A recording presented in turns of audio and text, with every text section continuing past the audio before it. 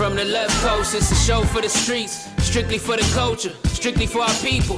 YouTube the views, log on and stream. Some news you can use with your host, Chrissy B. Get familiar, yeah. Get familiar. Get familiar.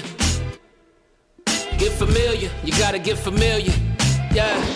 Well, this is Get Familiar with a kid that I have been so lucky to have known, met. We just gonna get right into it. Your dad reached out to me maybe 2 years ago. About a year ago. It was a year ago. So it was last year. Last July. It was 2019. Mm-hmm. It was Men in Music last year. I don't even know how he came across, but I know your dad is a savage when it comes to that. Yeah. Your dad's very resourceful. I would say your biggest cheerleader.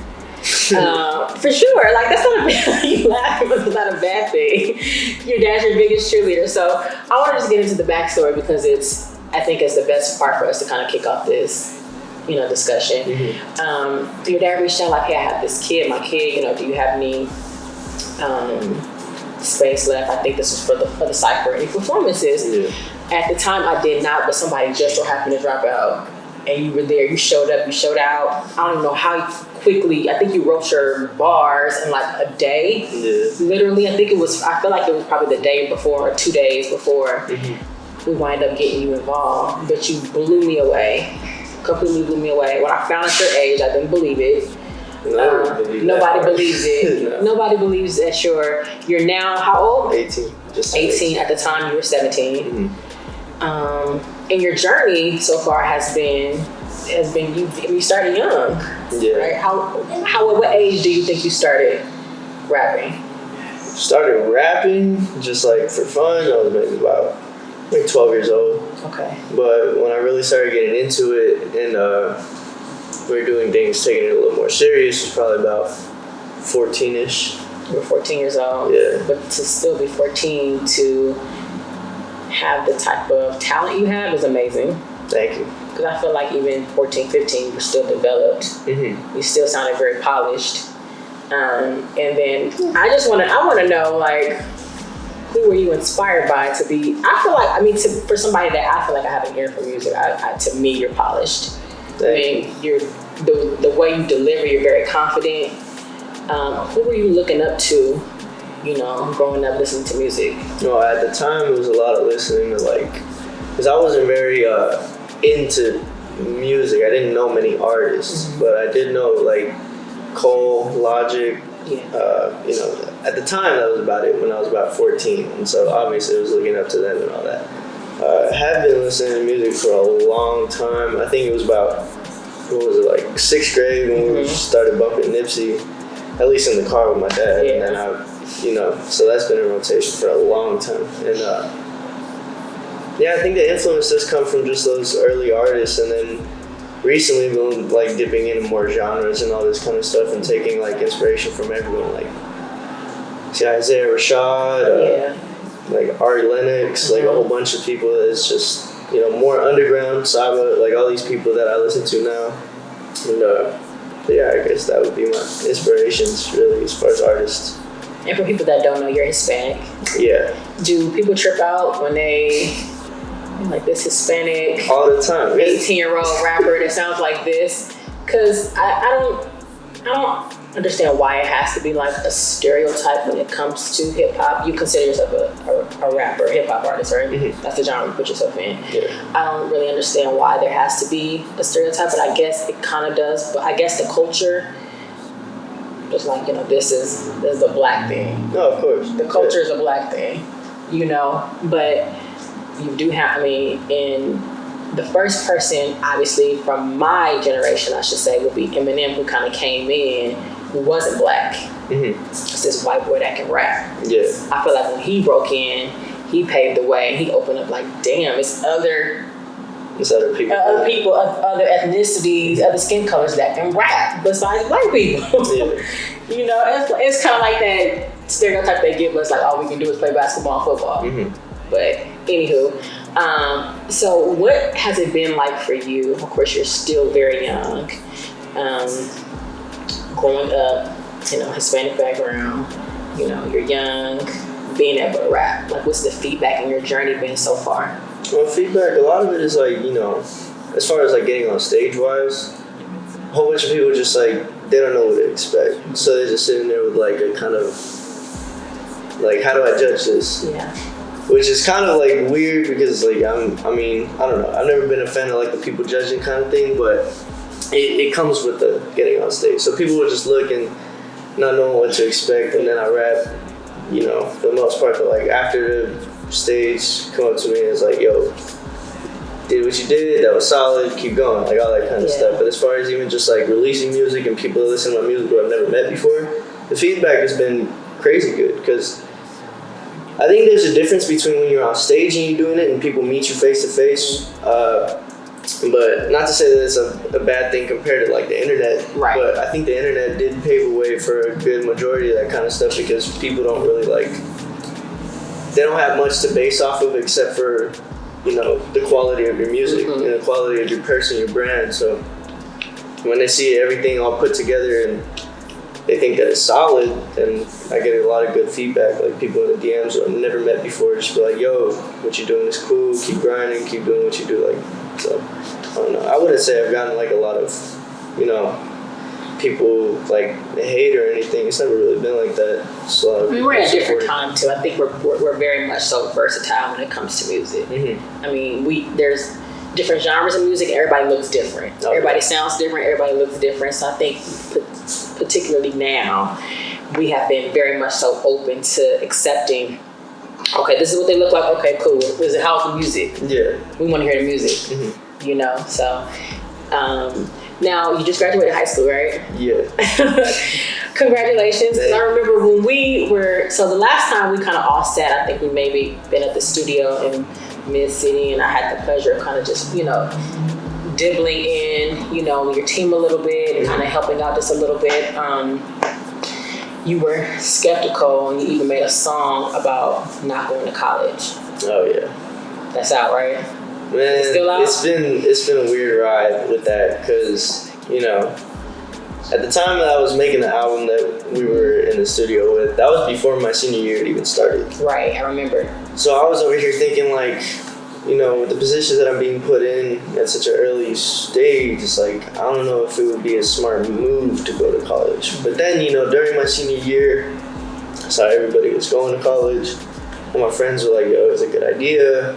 And I mean, I didn't know. So I tried to get into CSUN. I didn't get into CSUN. I applied to community college and ended up, you know, getting into community college. But really this whole, like, at home, virtual, all this kind of stuff, it's like no real motivation. Yeah. So it would have been cool if it was like an in-person kind of thing, but I don't know, it's like in the community college thing, they're not even really teaching you much on like what you want to major in. It's all just, you take your GPs, yeah. And then you go to a different college. It's like your math, your English, your science, all over again. It's like years. High school part 2. Yeah, I wasn't really that big of a fan of high school, so I would do this again. But I don't know. We'll see what happens later on. I just right now doesn't really seem like a good time for all that. So you are enrolled then? Technically, yes. Okay. Yeah. Virtually, yes. And then you're working. Yeah, I'm mainly doing that. I haven't really been going to school that much. Okay. So has the pandemic kind of had a toll on you? Has it taken a toll on you? Like mentally? Mentally, I'm pretty sure it's taking a toll on everybody. But I think it's... How has it affected you personally?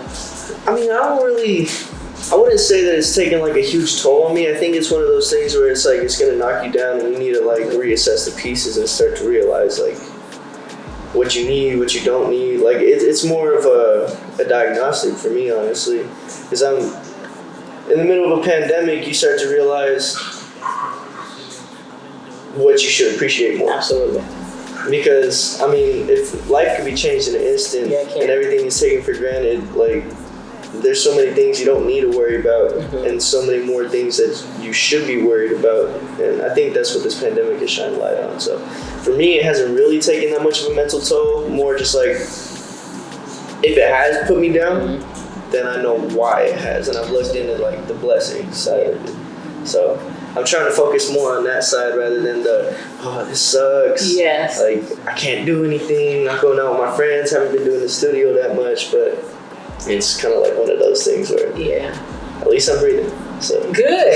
Yeah. That's a good. I mean, this is downtime. Oh, of course. So I feel like I tell people all the time, if you don't come out of this more wiser, smarter, money stacked up a little different, more connections. Yeah. I mean, no, we can't physically act. I think we're all so used, especially in this industry, we're all so used to being on the go. No, and now we all have to sit. There's no shows. There's there's nothing in person. There's no, they took away the whole element of the face-to-face, the events, it's just a live feeling of it. I know, and we were so used to just that adrenaline of being on the go. I don't even know how to sit down. I've been battling with my own trying to sit the hell down. I don't know how to sit down. I don't. You gotta fidget. You gotta move something. But I feel like I figured it out. Yeah. I figured it out, and I figured it out kind of early on, like around April, May. I was like, you know what? Just sit down. Yeah. That's all you have to do. Just sit down and get creative. You know, so I feel like that's where we're all at right now, just trying to figure out how we can maneuver through all of this. And so, have you been recording at least? Oh yeah, of course. Good. Yeah. Because I know you dropped a project. So your project dropped, was it 2019? Your last? It was. Or 18? That was April of this year. Okay, so you had. What was the one? So you had one before. Did you have one to drop last year, 2019? I had an EP to drop last year. Okay. Around, what was it? Like August? August. Okay. And then you had one to drop early this year. Okay. Talk about your creative space that you were in for the one that dropped this year, because now you had a project to drop this year, but then you're venturing into a pandemic. So how was that for you? For the one that dropped this year, all that was written last year. So a lot of it was kind of like, well, for the most part, all of it was written last year and before the pandemic. So the whole process of that, honestly, was just like a reflection on, my high school days and senior year and all that. And then I had a whole bunch of things written, and we hit the studio. Everything was finished before March-ish, before the beginning of March, and then we had it all ready so that ready to go. Yeah, and then when March happened, that was when everything paused. And so I figured, well, we need to release this. We can't just be sitting on it. So in April, April 17th is when I released that album, Gifted. Yeah. How has it been working with Mars? I know you've been kind of locked in with him. Yes. He's like a super musical genius. I mean, Mars, I don't even know how else to elaborate. That's pretty much it. But to be able, for him to open his arms to you is a big deal. It's a crazy thing. Yeah. How has it been, like, stepping into his creative space? What have you learned? What have you taken away from Mars? I learned that... Is he like Big Brother? Yeah, for the most part, yeah. Because I be walking in the studio and he's like, I don't know, I'll have a song ready. And what you think you about to do? What I think I'm about to do, and then we'll get into the studio, and I have like a certain, like, I want to do this, I want to do that. And for the most part, he'll be like, yeah, I mean, it's good that you know what you want to do. But then he'll take like a creative turn on and be like, well, I don't think you need that much of this, like a certain element. Like he'll say, just like, don't overthink it, just keep it very minimal, and then you go back into it and then redo it. Like, just don't overthink what you're making, or else it's just gonna be a cluster of like everything that you think needs to be in it that doesn't really need to be in it. That's what I've learned from him. Working with him it's pretty cool. I mean, it's very, what is that called? Like, fluid. It's very like everything just goes together, falls into place. Yeah. So I get into the studio. I think the first time that we had gone in with him, I already knew that I wanted to do a couple songs that I already had with him. And I already had demos of those, so I played them for him. He made the beats literally in the studio in like maybe 30 minutes. We chopped up the record, and then it was finished. We're over here like, formatting it and all that kind of stuff. And then after we have downtime, he starts playing me other beats.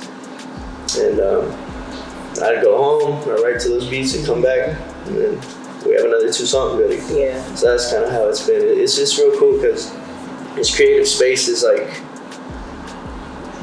he knows where he wants to head with a certain artist. From the day that we started recording, he had he knew my style that I didn't even really know, and he was like, we need to move forward with this kind of style for you. I was like, oh, that's great advice. Of course. Being so young, taking that in and being able to work with him. But you've worked with a lot of seasoned artists too. So I feel like you have an advantage. Oh yeah. You know what I mean? To have been able to work with some seasoned artists that have been doing it, coming and jumping on records with them too. I'm sure that's like a spar. Yeah, you know? it's pretty cool though. Yeah. It's like a good what's that called?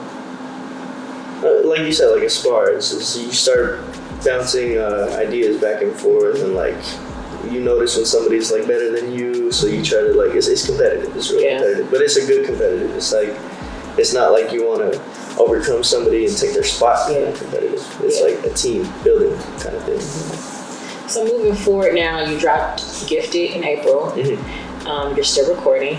Yeah. So what do you have planned next? Of course, there's not much for us to do, but like, what's the plan? So you're kind of in school, but that's not really your route. And I always say, and just kind of on the record, like, you have to follow your passion. Okay. If my daughter says, "Mommy, I don't want to go to college," I'm not going to force her. Yeah. I feel like there's so many different creative jobs and avenues and things that we can do. And I think that we need to really be more advocates of supporting entrepreneurships and our kids' creativeness and not necessarily forcing them. Like, that's some old ancient, like, tale. It is. Yeah. It really is. And I'm still paying off. I'm not even using this degree, and I'm paying you off. Like, I owe student loans so much. But again, I'm not saying that don't go to school, don't go to college, because I'm for that too. Yeah. You know, just extending your education is a beautiful thing if you have the opportunity to do it.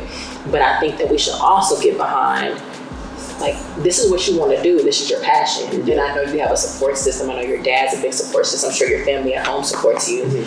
That's why I think you've been able to kind of get this far with it.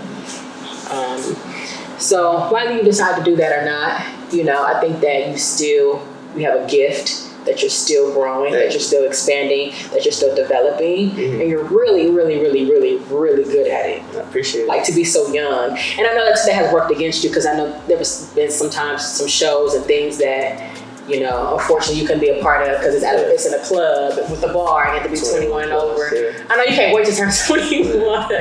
I know you cannot wait. How has that been for you too? I know mentally you're probably like just over that. Like, come on. I'm not really tripping too hard over it, honestly, because a lot of really, my target audience is all over the place with age. Yeah. So it's not really much of I have to worry about performing at this place where it's 21 plus. Really, I think I just need to figure out what the target audience is as far as like style goes now. Because the more that I keep focusing on age is like numbers. That's not gonna end. Yeah. You're gonna have to find like from the lowest to the highest. You're gonna have to be able to like cater to everybody. But I think what it is you need to polish it to a certain like group of people. Absolutely. That no matter the age range. And that's what's going to grow your fan base. Yeah, just the people. That formula. Yeah, the people who are like, you know, more into my kind of music. Yeah. So they listen to that, they'll be like, okay, it doesn't matter what age they are. And then when it comes to shows, like later on, obviously we're not doing shows right now, they'll all be able to go. Obviously the 21 plus kind of thing, that would be cool, but it's not really something that I'm too worried about yet. I think I still got a good amount of time before I get to that plateau. So I think right now it's just focus on, you know, the style, the type of people, the group of who listens to me rather than, you know, worrying about the age. Yeah. So that's kind of how I'm going to deal with that for the next 3 years at least. I guess I should have asked you this early on, but where are you from? Oh, I'm from somewhere. I'm from the Valley. From the Valley? Yeah. Okay, got it. Grew up, born and raised out there? Yeah, all over the place in the Valley. That's where your family's from too? Mm-hmm. Okay, cool. And then, so it's coming to LA. I know when you started venturing out this way, was it different? I mean, yeah, obviously, because in the Valley it's a lot more, compared to LA in the city area, is way more like fast-paced out here than it would be out there. I always like to ask people that question just because I want to know how they've been able to adapt coming to, you know, LA, because it's way more fast-paced. And it's way different too. It's like, I mean, it's a different city. A lot of people from out in the Valley like to say that they're from LA. No, you are not. This is not LA. So like the Hollywood people. No, this is not LA. It's not yeah, LA. This is so not I'll LA. be out there and I'll be like, this is nowhere near what LA is like. Because Exactly. I've been to LA. Like I go to LA every now and then it's like it's a whole different. It's more of a rush. Yes. You got way more things and more deadlines, all this kind of stuff. There's people going everywhere from meeting to meeting. Like over there in the valley, it's not that. Over there in the valley, it's everybody's working 9 to 5. Everybody's going to school. So Yeah. it's not really much. Either that or you already own a business out there. So Yeah. it was a big, change every time we come to LA and over there. Absolutely. It's like you got to be in a rush. Yes. Yeah. Now, I'm getting your business look, but are you dating? You're still so young. Like it's just that motherly thing. I mean, I still want you to be able to be a kid and have fun. I know you're 18, so you're not a kid, but you still have so much time in you, or you just really just locked in and focusing on the music. I think it's more kind of that. I mean, I haven't really... You skated over that question, like, No, it's focus not on music. it's not a super focus on music thing because you got to think about it. The more experience you have in that kind of like avenue, the more you could talk about it instead of music. And I mean, I've been dabbling in it a little bit. I wouldn't say dating, but definitely, keeping somebody there. That way, a little more... I don't like the whole... Have this girl, have that girl, have that girl, have that girl. Good. That's not me because it's kind of like, good. what's the point of that? There's no end result to it. And I'm not. He only 18. Yeah, but it's kind of like, it's cool to have one person that you can talk to every single day that understands that you be busy all the time, because then they're like, it's cool, just do you. And it's like, it's not really much pressure. But when you have, in my opinion, when you start nibbling and dibbling with when you have 3, 4, 5, or however many you're juggling, it's different personalities and different people you got to keep up with. And I just never understood that theory of. But then you hear guys saying, "Well, I like her for this reason. I like her for this, and I like her for this." That's cool. Like she's doing this, she doing this. This one not doing. So I'm like, okay, but in the same degree, I feel like any more stress. Yeah, it is. I don't know. You still got time. This ain't your pedigree yet. But you're a one woman man. For the most part. Good. I'm glad to hear that. Your dad taught you well. We're gonna keep it there. Anywho.